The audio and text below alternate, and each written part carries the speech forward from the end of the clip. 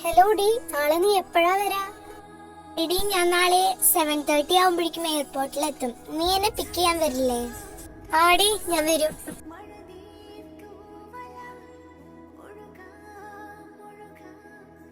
എടി, ഞാൻ ദേ ഇവിടെ ഉണ്ട്, ഇങ്ങോട്ട് നോക്ക്.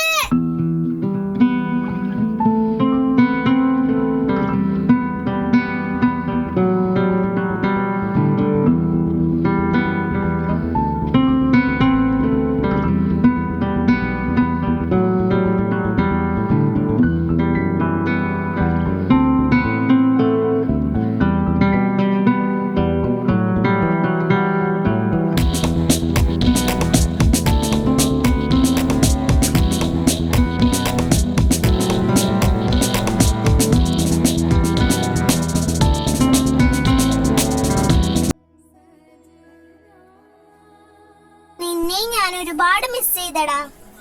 എടി, ആദ്യം നമുക്ക് അപ്പാർട്ട്മെന്റിൽ പോണോ അതോ നീ ഹോസ്പിറ്റലിൽ ചെന്ന് അവിടെ ജോയിൻ ചെയ്തിട്ട് നമുക്ക് പോയാ മതിയോ? എടി, ഹോസ്പിറ്റലിൽ ജോയിൻ ചെയ്തിട്ട് പോയാ മതി. എന്നാ വാ, നമുക്ക് പോവാം.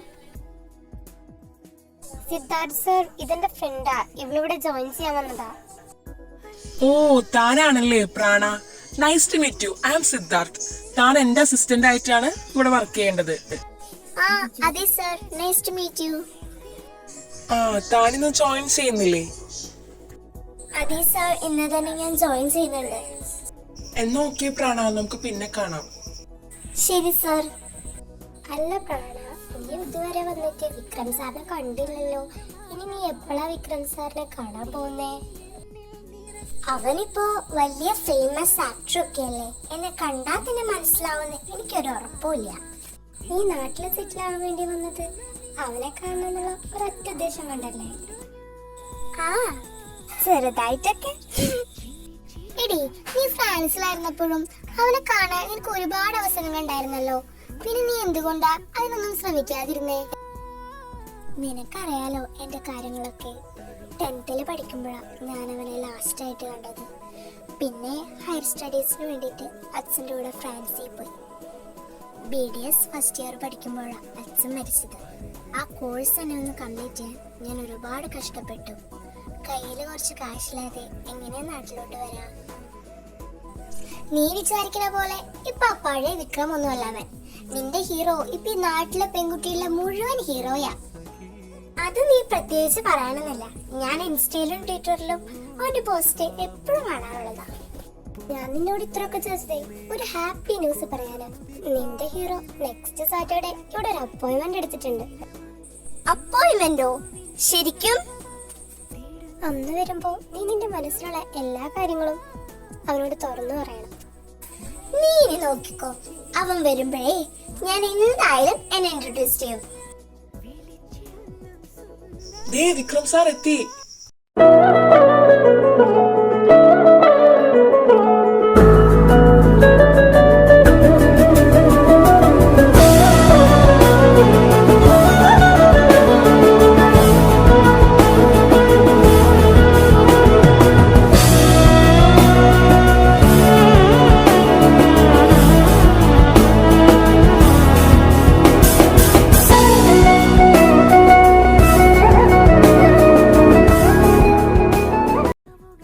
Hi Vikram sir. Hi Siddharth. Sir അങ്ങോട്ട് ചെന്നോളൂ, എല്ലാം അറേഞ്ച് ചെയ്ത് വെച്ചിട്ടുണ്ട്. പിന്നെ ഇന്ന് ക്ലീനിങ് മാത്രമാണോ അതോ വേറെന്തെങ്കിലും ചെക്ക് ചെയ്യണോ? ക്ലീനിങ് മാത്രമല്ല, എന്റെ ഈ പല്ലിന് ചെറിയൊരു വേദന, അപ്പൊ അതെന്താന്നും കൂടി ഒന്ന് ചെക്ക് ചെയ്യണം. എന്നാ സാർ അങ്ങോട്ട് ചെന്നോ. പ്രാണ, ഇന്ന് നീ സാറിന് ചെക്ക് ചെയ്താൽ മതി. ഈ ഒരാഴ്ച കൊണ്ടുള്ള നിന്റെ എക്സ്പീരിയൻസ് കാര്യങ്ങളും എനിക്ക് ഒരുപാട് ഇഷ്ടമായി. സോ നീ തന്നെ പോയിക്കോളൂ. Okay sir. അപ്പെല്ലാം പറഞ്ഞ പോലെ എനിക്ക് റൗണ്ട്സിന് പോകാണ്ട്, അത് കഴിഞ്ഞിട്ട് നമുക്ക് കാണാം. എന്നാ ശരിയടി. Hello sir. ഹലോ.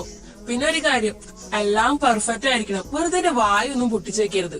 എനിക്ക് മറ്റന്നാൾ ഷൂട്ടിംഗ് ഉള്ളതാ. ഓ, ഇവൻ വലിയ സൂപ്പർ സ്റ്റാർ ഒക്കെ ആയപ്പോ നല്ലോണം അഹങ്കാരം കൂടിയിട്ടുണ്ട്. ഇങ്ങനെയുള്ളവനെ എന്നെ എങ്ങനെ ഓർമ്മയുണ്ടാവാനാ? ഹലോ, ഇയാളിത് എന്താലോചിച്ചുകൊണ്ട് നിൽക്കുവാ? അതെ, ഇയാളിങ്ങനെ വളവളാന്ന് സംസാരിച്ചാലേ എനിക്കൊന്നും ചെയ്യാൻ പറ്റില്ല. പിന്നെ അവിടെ മുറിഞ്ഞു ഇവിടെ മുറിഞ്ഞൊന്നും എന്നോട് പറയണ്ട. താനാള് കൊള്ളാലോ, പറയാനൊരു അവസരം തന്നെന്ന് വിചാരിച്ചിട്ട് അങ്ങ് തലയിൽ കയറുന്ന അരങ്ങാണോ? ഇത് എന്റെയും കൂടി പാർട്ട്ണർഷിപ്പ് ഉള്ള ഹോസ്പിറ്റലാ. ഞാൻ വിചാരിച്ചാലേ തന്നെ ഇപ്പൊ ഇവിടുന്ന് പുറത്താക്കാൻ വരെ എനിക്ക് പറ്റും. ആണോ? എന്നാ താൻ എന്നെ പുറത്താക്കടോ. ഇവിടുന്ന് താൻ എന്നെ പുറത്താക്കിന്ന് വെച്ചിട്ട് എനിക്കെന്തേ വേറെ ഹോസ്പിറ്റലിൽ ഒന്നും ജോലി കിട്ടില്ലേ?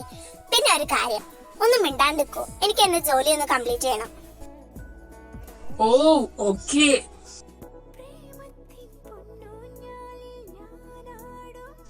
പ്രാണ, പേര് കൊള്ളാം.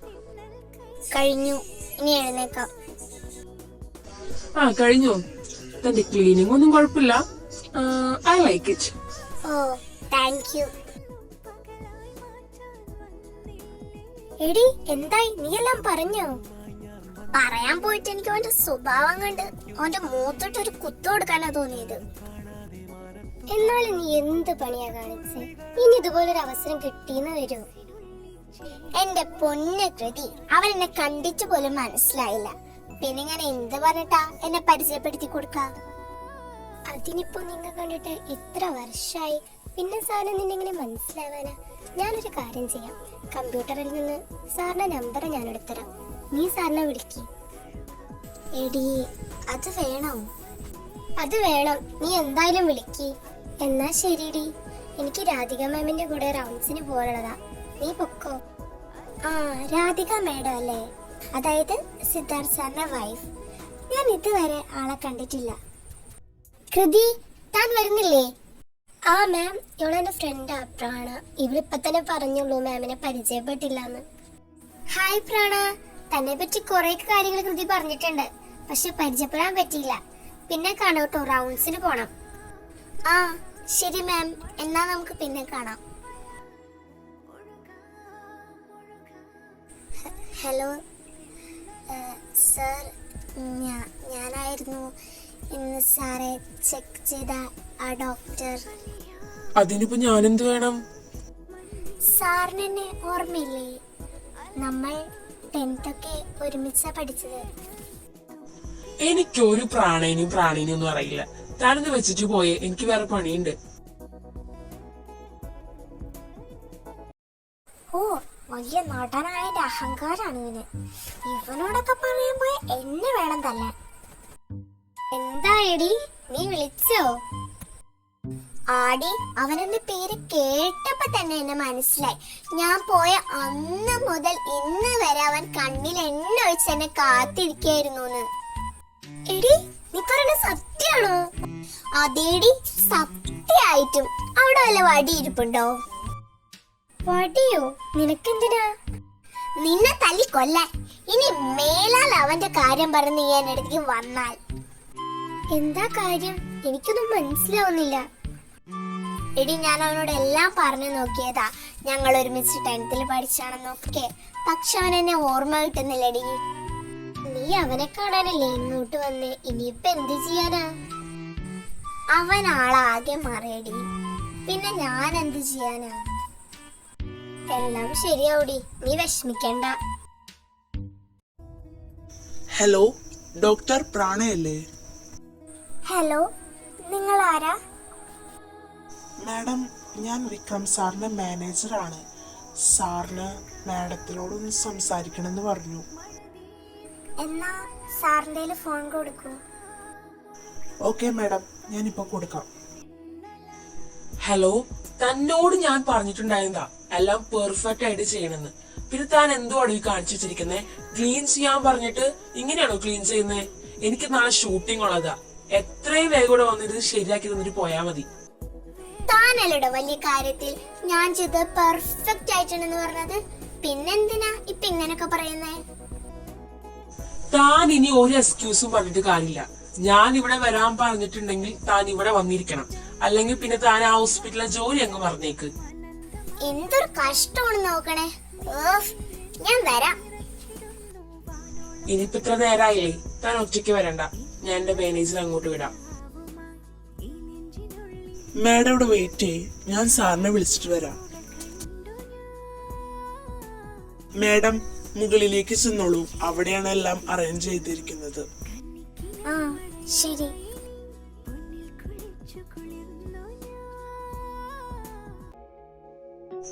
ലച്ചു, താനിപ്പോ എന്താ എന്നെ വിളിച്ചേ?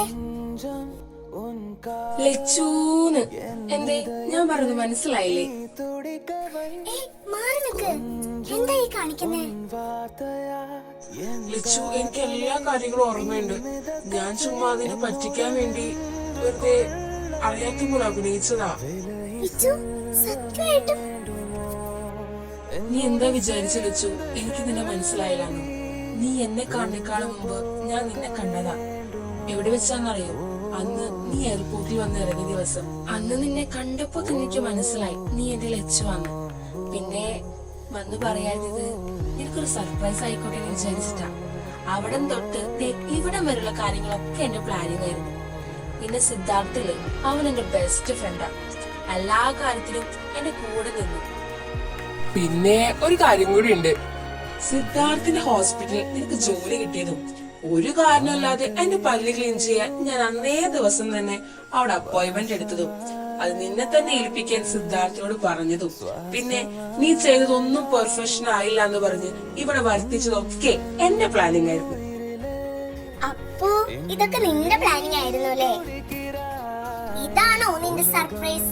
ഈ ദിവസങ്ങളിലൊക്കെ ഞാൻ എന്തുമാത്രം വിഷമിച്ചെന്ന് നിനക്കറിയോ? കുറച്ച് വിഷമിച്ചാൽ എന്താ, ഇപ്പൊ നല്ല ഹാപ്പി അല്ലേ? ഒരുപാട് ഒരുപാട് ഹാപ്പിയാണ് ഞാനിപ്പോ.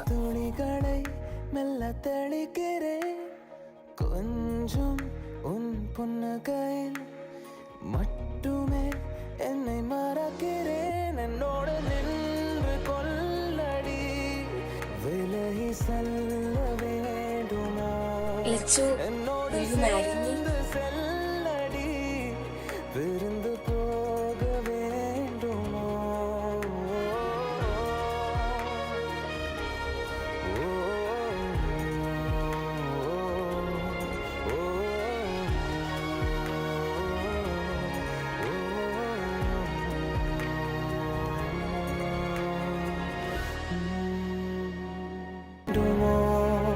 என்னோடு சேர்ந்து செல்லடி பிரிந்து போக வேண்டுமோ?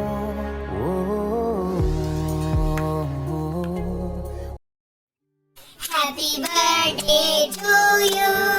Happy birthday To you, happy birthday to you, dear Vikram. Happy birthday to you.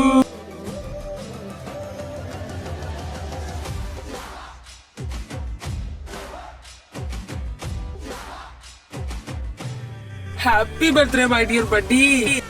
Oh thank you dear. ഇന്നെന്റെ ബർത്ത്ഡേ ആണുള്ള കാര്യം വരെ ഞാൻ മറന്നുപോയി. ഓ വിച്ചുന്ന് നിന്റെ ബർത്ത്ഡേ ആണോ? ഞാൻ ഗിഫ്റ്റ് ഒന്നും കരുതിയില്ലല്ലോ. അതിനെന്തിനാ എനിക്ക് വേറെ ഗിഫ്റ്റ്? നീ അല്ലേ എന്റെ ഏറ്റവും വലിയ പ്രീഷ്യസ് ഗിഫ്റ്റ്. എങ്ങനെയുണ്ട് മോളെ ഞങ്ങളുടെ സർപ്രൈസ്? കൃതി, നീയും ഉണ്ടായിരുന്നല്ലേ ഇതിന്? നിനക്ക് ഒരു വാക്ക് എന്നോട് പറയായിരുന്നില്ലേ? എനിക്കും അറിയുന്നുണ്ടായിരുന്നില്ലേ സർപ്രൈസിനെ പറ്റി? എന്നോട് ധ്യാന പറഞ്ഞേ നിനക്ക് സർപ്രൈസ് തരുന്നത്. അപ്പൊ ഞാനും വിചാരിച്ചു നിന്നോട് പറയണ്ടെന്ന്. എന്നാലും നിന്റെ അഭിനയം എന്റെ പൊന്നോ. ദേ എല്ലാവരും വന്നേ, നമുക്ക് കേക്ക് കട്ട് ചെയ്യാം.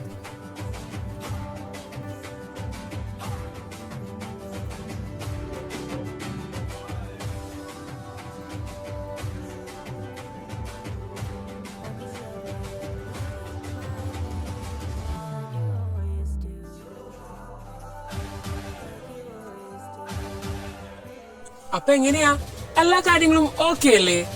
പിന്നല്ല, ഡബിൾ ഓക്കെ. മുന്നോട് ഞാൻ ഒന്നാകുന്ന